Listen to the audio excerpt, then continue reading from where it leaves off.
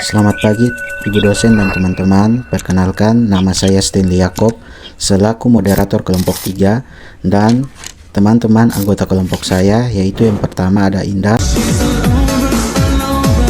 dua ada Vira, tiga ada Ongki, empat ada Anton, kelima ada Abdul Qadir. Di sini kelompok kami akan membahas tentang manajemen risiko perbankan syariah yang nantinya akan dibacakan oleh teman-teman saya. Untuk itu, saya harapkan teman-teman semua bisa mendengarkan dengan baik, karena pada akhir presentasi ini, kami akan membuka sesi tanya jawab jika teman-teman belum paham mengenai apa yang kami sampaikan. Langsung saja, saya persilakan pemateri pertama untuk membacakan materinya. Okay, let's go. Baik, terima kasih kepada moderator. Di sini saya akan memaparkan materi bagian pengertian manajemen risiko perbankan syariah dan strategi manajemen dalam perbankan syariah. Pengertian manajemen risiko perbankan syariah yaitu proses mengidentifikasi, mengukur, memantau, dan mengendalikan risiko yang timbul dari kegiatan operasional bank syariah yang dilakukan berdasarkan prinsip-prinsip syariah dan hukum Islam. Berikut strategi manajemen dalam perbankan syariah. Strategi manajemen dalam perbankan syariah dibagi menjadi 5 bagian. Yang pertama, kepatuhan syariah yang ketat.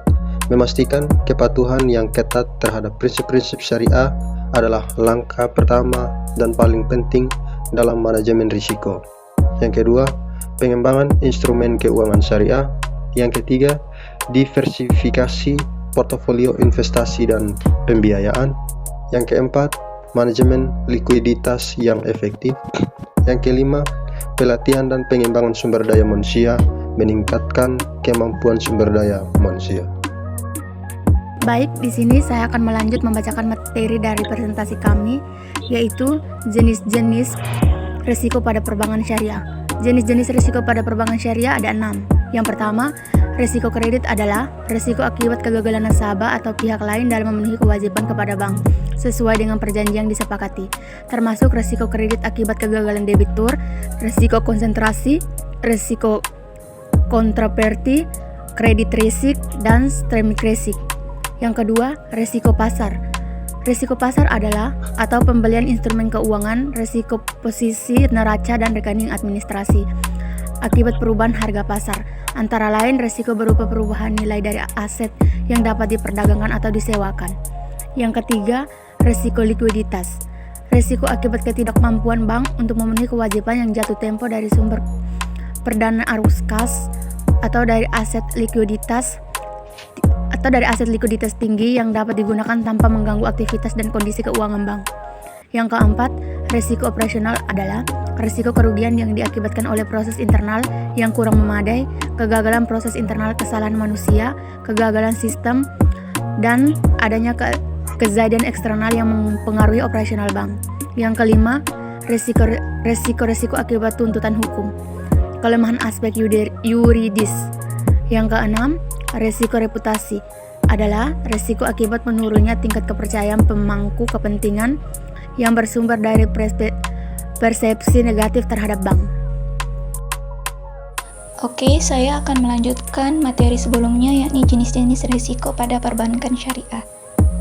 Yang ketujuh, risiko strategi adalah risiko akibat ketidaktepatan dalam pengambilan atau pelaksanaan suatu keputusan strategi serta kegagalan dalam mengantisipasi perubahan lingkungan bisnis.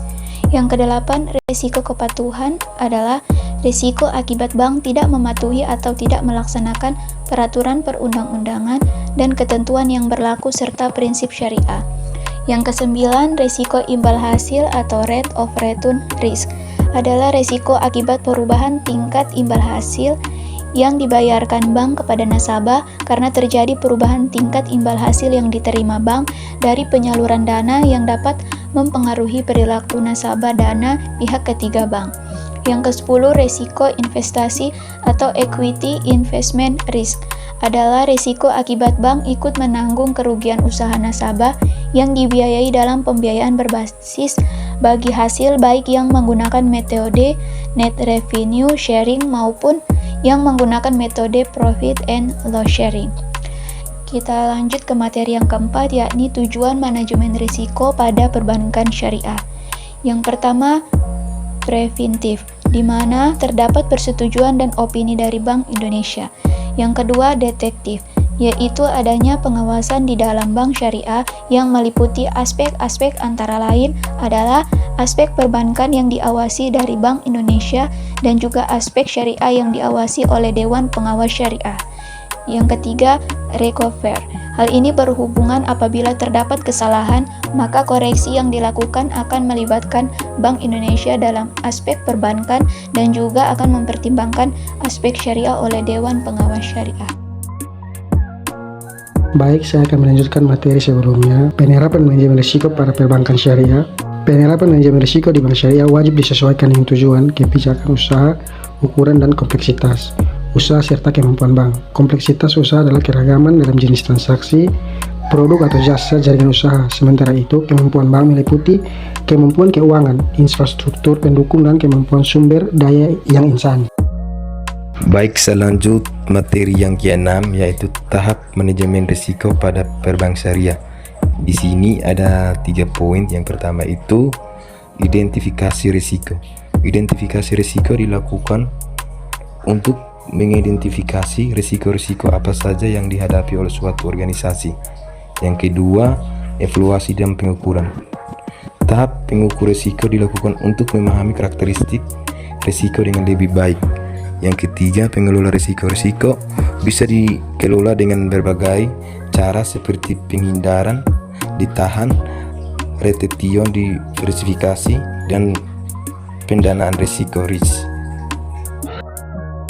Teman-teman, kesimpulan dari materi yang kami bawakan adalah segala proses kegiatan yang dilakukan semata-mata untuk meminimalkan bahkan mencegah terjadinya risiko perusahaan.